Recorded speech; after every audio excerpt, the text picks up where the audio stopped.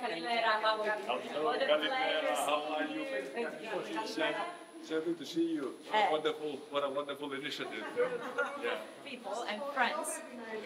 And wait, because I want to introduce you to Ali, that is the director of Google Arts and Culture. So everything you see. Thank you for supporting this initiative. Thank you for I'm very excited to hear more about it. Yeah. The platform has just gone live all over the world. Yeah. So all 7 museums are sharing collections. So we have the National Gallery. Come on. And for example, you get the collection loaded, you get all the artworks digitized, and of course, you can view everything. But what I love is if you go back to the. Oh, sorry. Well done. No covering. I had a great meeting with you.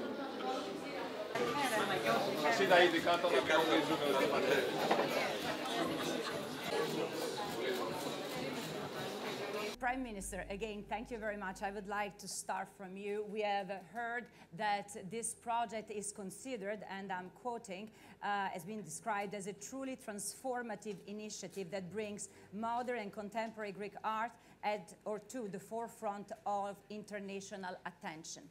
So, and this is also very educational. You showed us, the puzzle.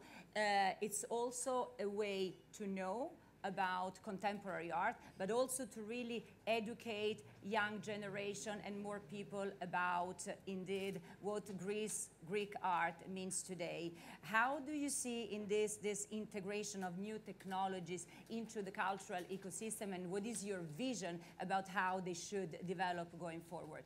Well, first of all, let me start by thanking and congratulating the Google team, but also the Ministry of Culture, and all those who made this extraordinary project possible. I knew it took a lot of effort to get where we are today, but I think this project highlights several of our priorities at the intersection of arts and culture. The first, I think, was already mentioned.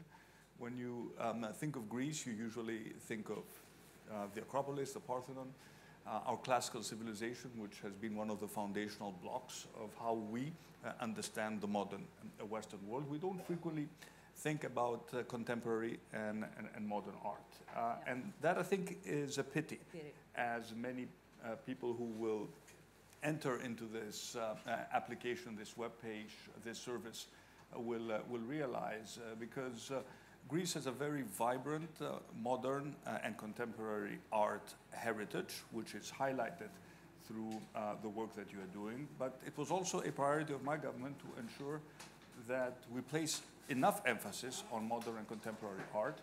First of all, by opening this lovely museum, which took us 20 years to complete it, and it has really become the epicenter of a very vibrant modern art scene, attracting visitors from all over the world, staging amazing exhibitions, attracting important donations by contemporary art collectors, and we have quite a few contemporary art collectors who are top-notch by global standards, and we want them to do more to strengthen the country.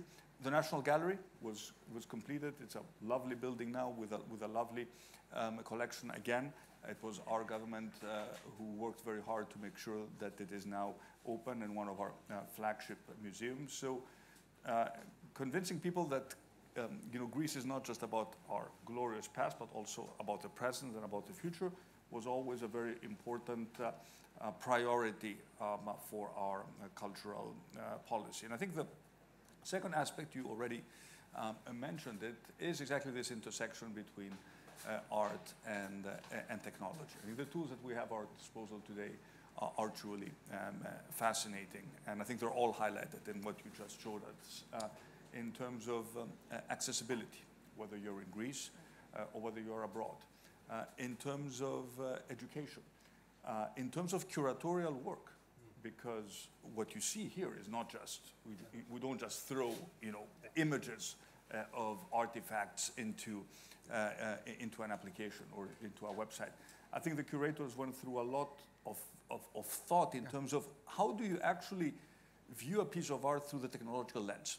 And this, in a sense, gives us a new dimension. This is not just coming to a museum and seeing a painting or a piece of sculpture.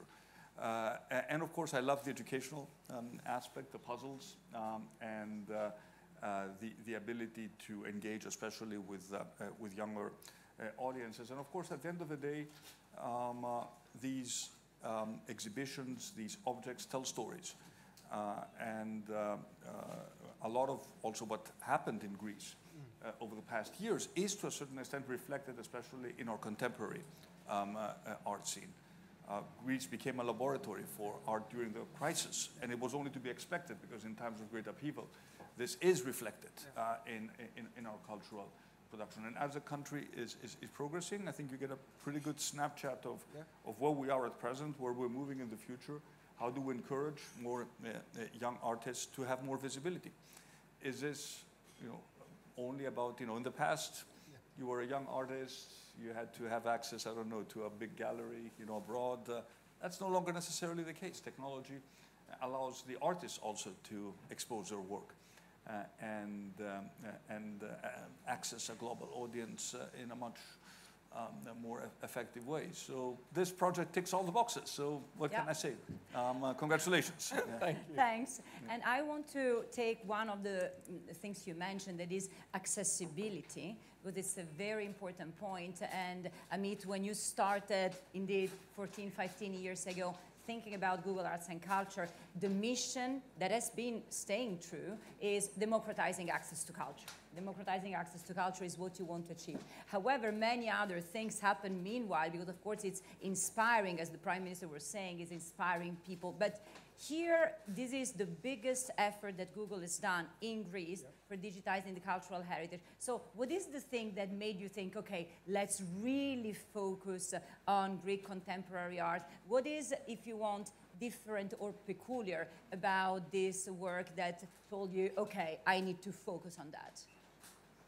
Well, thank you for those comments, by the way, Prime Minister. And the answer, Georgia, is you did not stop bugging me because she kept saying, when are you coming to Greece? When are you coming to Greece? No, but the passion. There was a lot of passion. I want to say there's passion. And I think, to be honest with you, what I think convinced me was when I was talking to the teams and talking to people, this notion that it was true. If I think of Greece, I think of the ancient. I think of the ancient culture. And I was like, this is such an amazing opportunity to change the perception and to also start investing in documentation and storytelling. Because the curators, I promise you, I've read a lot of those exhibitions, and the curatorial language is excellent. It's not too long, because you don't want it too long to get boring, and it's not too short to feel transactional. It's got that right amount of depth to make you feel that you're learning something. So I think, I think the project has been, for me, a learning experience that the curatorial knowledge that's in the museums here needs to come out much, much more. And people need to know about it. And Prime Minister, just going a step, let's say, above, your policy has been really to make the country an AI-first country. Your decisions and also your actions are for a foresight-driven policy for innovation, to looking forward. So how do you see these emerging technologies, and we can talk about AI, but of course there are several emerging technologies reshaping the future of artistic creation? So how really they intersect with what museums and artists can do and can be doing? What is the vision for the future? I think this is it's a fascinating and extremely complex question. Because on the one hand, one needs to protect the rights of artists in a world where digital images spread frequently without any control. But for me, I think the most fascinating question is already being asked. AI is already creating art. And what does this mean for the future of art, and how do we approach a world where what was considered to be the exclusive prerogative of human nature, artistic creation, language, speech, writing, is no longer the case. This raises profound, ethical questions, but we are no longer the only ones in this planet able to create art. And of course, the questions are, for the moment, unanswered.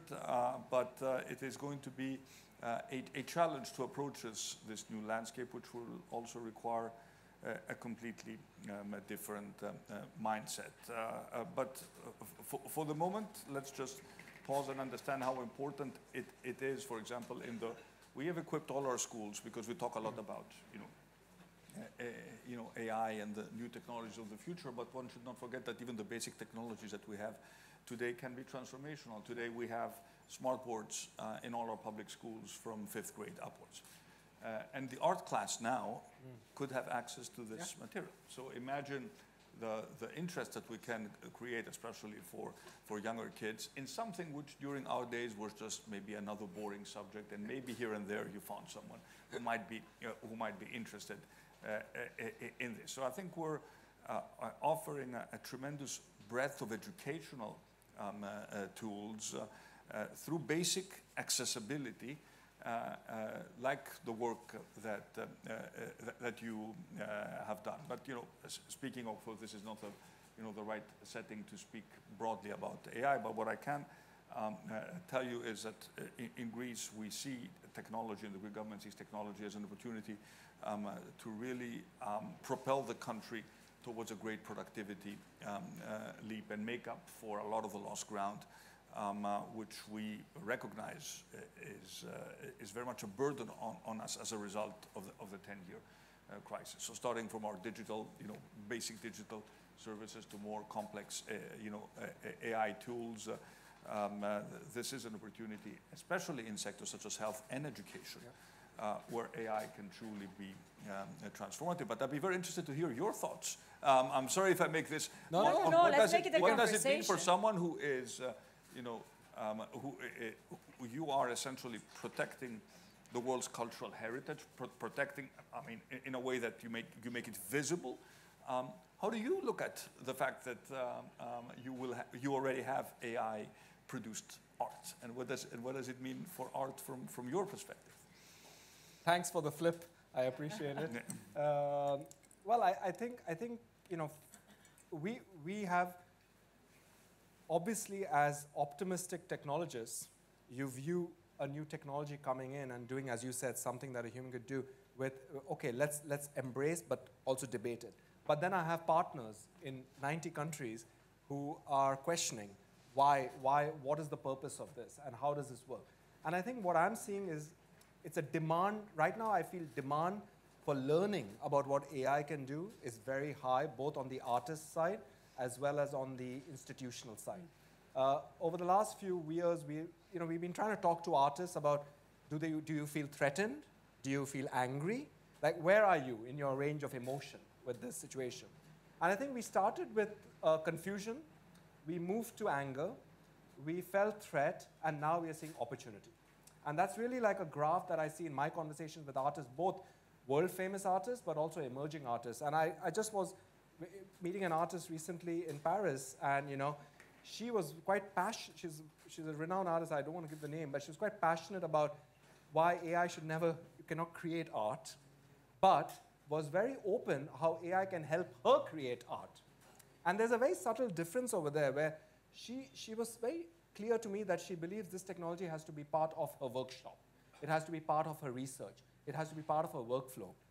But the end output needs to be a collaboration with the AI. It needs to be managed with her. Then I have another artist who says, I don't care, I just want AI art, but I want to tell the story. So this is a different idea, which is like, let the AI create the art, I want to be the storyteller behind it.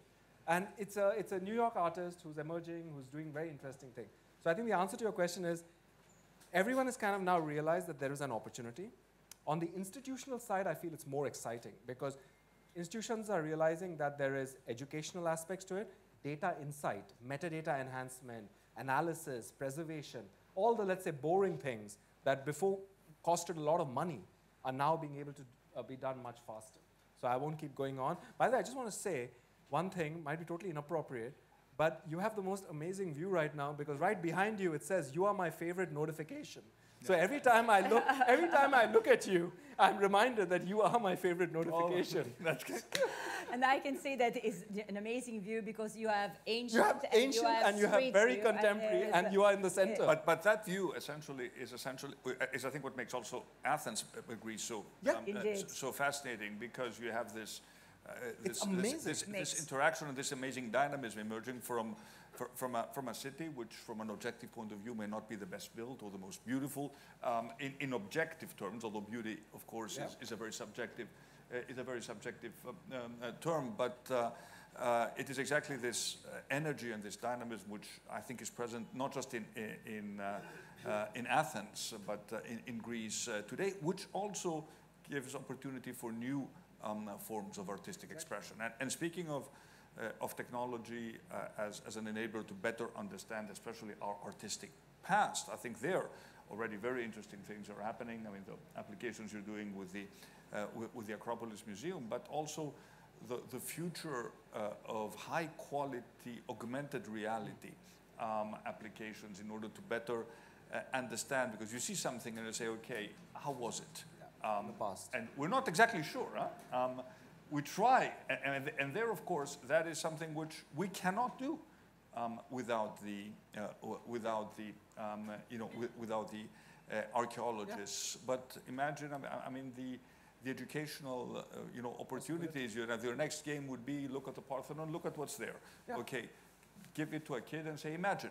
How would you do it? Exactly. I mean, what would you? How would you create what is missing essentially? Yeah. Because what you have is a missing puzzle. Well, I won't go into the fact that it shouldn't be a missing puzzle because part of it should be here anyhow in the Acropolis Museum. But we'll talk about that at another. I may not be allowed entry back at another occasion. But this need to, and also from an archaeological point of view, you just have more of an interest in trying to understand what was there. Yeah. If you have the tools to actually design it and recreate it and superimpose it upon what you have. So there are also opportunities for. I mean, there's a big startup community that's focusing on art, and culture and various applications that can be useful. And of course, what you mentioned about the high-res cameras, the ability of looking at pieces of art from different angles. But of course, at the end of the day, what we want is to use these tools also for an opportunity for people to come see it, see the museum, see it in situ. I mean, but many people won't be able to do that. But it's also what we find is that usually people have an additional reason to come. And the truth is that given our cultural heritage, we don't have enough visitors coming to Greece for the culture. Yeah. We have more visitors coming to Greece for the natural beauty, the sea and the sun. And when we're thinking about expanding our tourist season, attracting more visitors, Athens is becoming a year-round destination. And one of the reasons it's becoming a year-round destination is because you have so many things to do. Yeah. Not just the Acropolis Museum or the Archaeological Museum, which is going to be our new flagship project. The museums you mentioned, so many private foundations which are being active. And of course, I will repeat what I said previously, incredibly important modern and contemporary art collectors.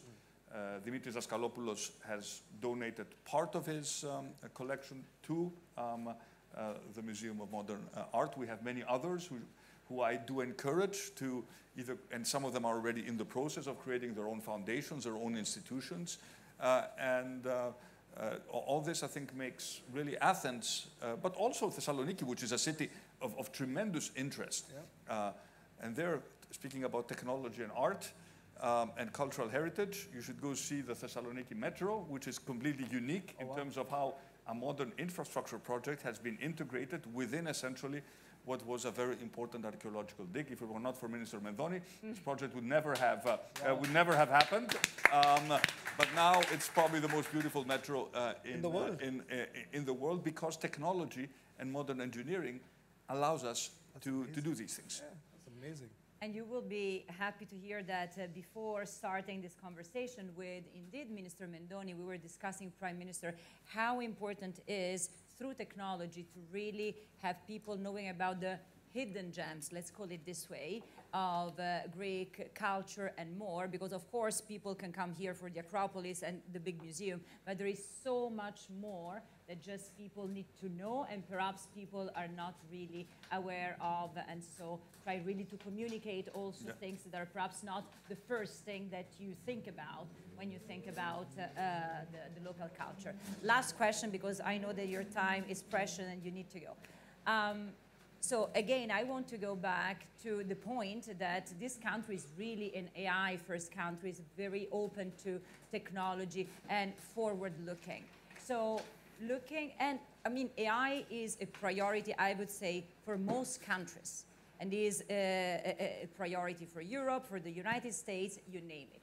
What are the 3 ingredients that you would think are fundamental for a European and Greek recipe to make sure that we really embrace and adopt in a responsible and in a positive way this opportunity that AI can bring us? I'd say talent, good data sets, and smart regulation. Do we have a role to play? Yes, in terms of talent, we're overrepresented. As Greece, I mean, in the global sort of ecosystem of cutting-edge AI scientists, many of whom have helped us craft our AI strategy. Data, how can one create well-curated data sets, centrally managed, with a proper protection,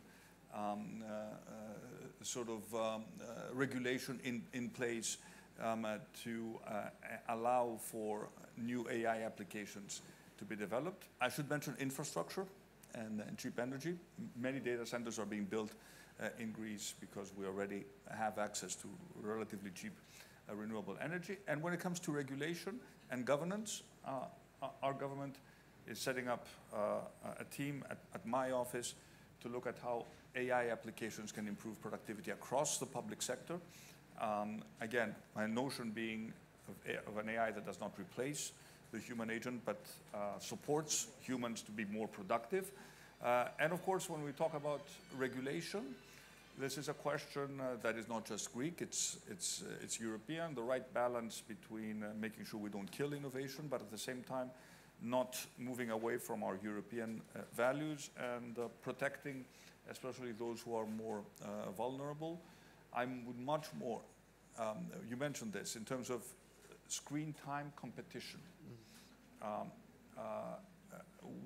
would much more prefer, kids and teenagers to spend time, on this application than on others, without me sort of naming any particular ones that I would have in mind. So how do we reward our children for spending time on these types of applications vis-a-vis others? This is a question also for the technology companies, because one cannot just shy away from a reality that is already with us, which is related to the mental health of children and teenagers as a result of excessive and addictive exposure to certain algorithms related to social media. So this is sort of the space where I see, that Greece can play a role, not just in Greece, but also in Europe. Yeah.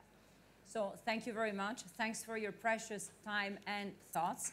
Again, this is another step. I'm sure that there will be many more. Thank you. I have an idea which I want to say publicly. Throw it.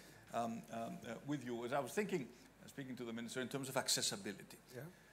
Well, there's a little corner in Greece where half of the world's population will never have access. Okay. And that is the Mount Athos Peninsula, of 20 monastic communities, which for the foreseeable future, I don't anticipate women to be allowed there. Okay. Because it's been like that for 1,000 years. I'm not going to pass any judgment, but this is not going to change. So there you have an opportunity to actually show something which is of incredible value, which half of the world's population will never be able to see, simply because they will never be able to go. Can I go? You can go. Okay, so you can. You can go, but that would be maybe a next project which would be of particular. Done. I'm going. Which would be of particular interest. Done. And with this commitment, thank you very much. Thanks for your time. Thank you. Thank you. That was very entertaining. Thank you so much. I really enjoyed that. Me too. Thank you so much.